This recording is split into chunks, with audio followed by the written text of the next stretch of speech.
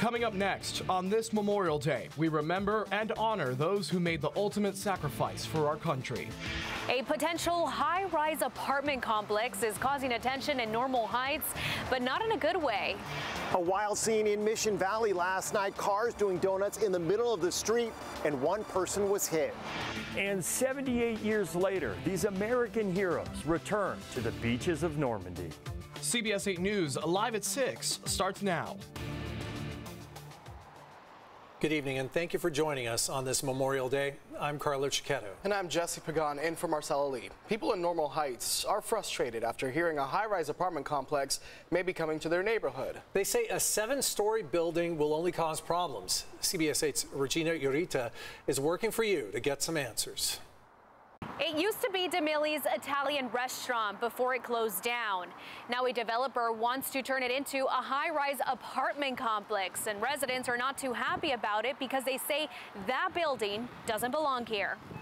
Affordable housing units are always welcome in California, especially in San Diego County, where the cost of living is through the roof. But what if you're already living here and that apartment complex rises in front of your house, overshadowing sunshine and views? I wouldn't want a 3-story building, apartment complex next to my house.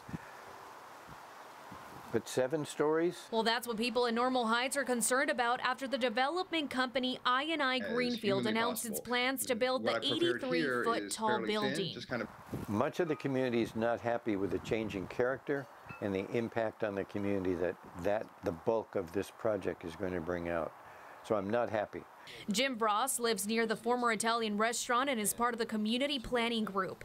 He says the project is presented as affordable housing and would include 175 units that are 500 square feet each. But according to the developer, only 13 units are priced as affordable housing for the adjusted median income in San Diego. So what does that mean in terms of rent pay? Well, I got the answer from the developer's presentation given to the community group. The 13 affordable units are studio apartments estimated to cost around $2,000 per month. Kind of borderline affordable, given the demographic of the broader neighborhood. Neighbors also say the building could reduce street parking to an already congested area. While the developer plans to build a parking structure that holds 100 parking spots, that leaves 75 units forced to look for street parking. I decided to drive along Adams Avenue, where construction could take place, and witness some issues firsthand. I had to circle the block several times until I found one parking spot. I also noticed that the highest structures are 2-story buildings, meaning a 7-story high-rise would more than triple the height of all buildings, blocking the views of businesses and homes. I learned the developer would not be required to pay a development impact fee, which is a fee most developing projects have to pay to help with the area's infrastructure. We reached out to the developer about these issues, but they have not responded to our requests for an interview. Regina Urita, CBS 8, working for you. And CBS 8 is working for you. If there's an issue you'd like us to look into, please email us at yourstories@cbs8.com.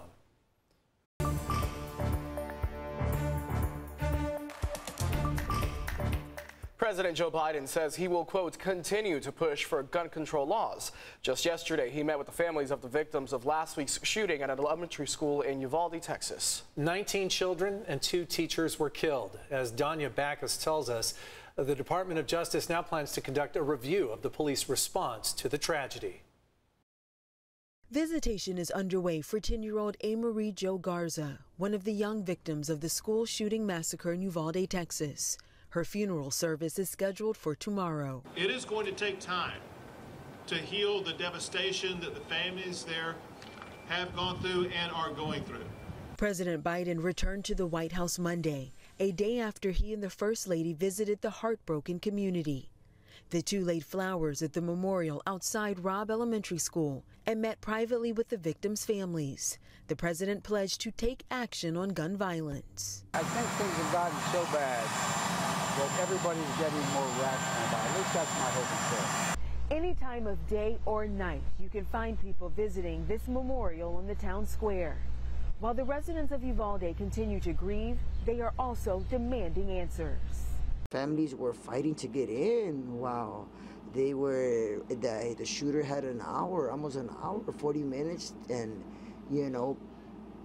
people were fighting, and so there's a lot of questions right now. Parents want to know why law enforcement officers, including a federal tactical team, waited outside the classroom for more than 40 minutes, even as children inside repeatedly called 911. It's obvious that there were some errors made. The Department of Justice says it will conduct a review of the police response. The DOJ says its goal is to identify lessons learned and best practices to help first responders prepare for active shooters. It will release the findings to the public. Danya Backus, CBS News, Uvalde, Texas. The Justice Department's Office of Community-Oriented Policing, also known as COPS, is doing the review of the shooting. So far, it's not a criminal investigation.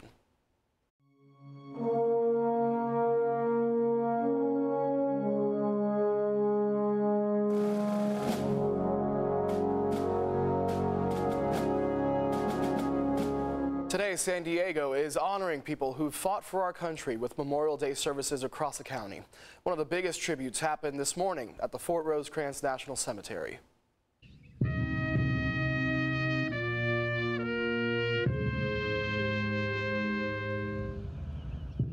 Many of the graves at Fort Rosecrans are the final resting place for service members killed in almost every military conflict since 1846. Today they were honored during a virtual service with live music, speeches, and a traditional wreath laying at the Tomb of the Unknown Soldier. Just hours ago, a ceremony aboard the USS Midway Museum paid tribute to more service members who've died while on duty. Parents brought their kids, and there were veterans on the flight deck as well. While speaking today, Mayor Todd Gloria gave special recognition to one of our own service members killed in the line of duty, Army First Lieutenant Jennifer Moreno. She died back in 2013 during her first tour of duty in Afghanistan. She was an Army nurse at 25 years old. While some Memorial Day events were a solemn occasion, the mood was lighter in other places.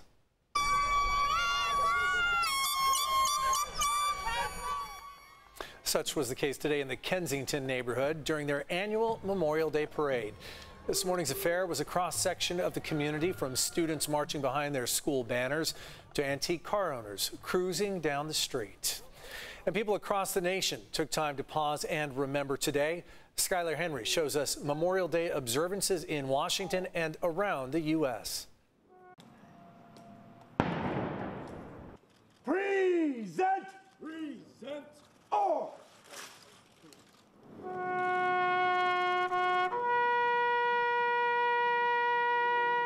President Biden presided over a solemn ceremony at the Tomb of the Unknown Soldier as America honored the men and women who died while serving in the U.S. military. Today, as a nation, we undertake a sacred ritual to reflect and remember. At the World War II Memorial in Washington, veterans and family members gathered to remember more than 400,000 Americans who died in Europe and the Pacific. It is vital that we remember the sacrifices made by the World War II generation, the opportunities they created for us to live in freedom. Former service members also gathered here at the Vietnam Veterans Memorial to remember friends who didn't make it home.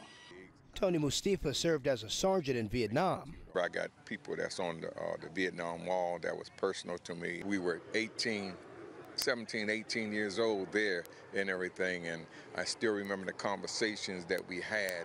In Minnesota, where 200,000 flags pay tribute to fallen veterans at Fort Snelling National Cemetery, the governor reflected on the sacrifices they made for freedom. The people who lie here literally stood in the face of tyranny, sometimes against odds that could not have been calculated. And they did it for people who they'll never know, never see. Americans who gave their lives defending freedom. Skylar Henry, CBS News, Washington. Memorial Day was first known as Decoration Day. It was established following the Civil War, but didn't become an official federal holiday until 1971.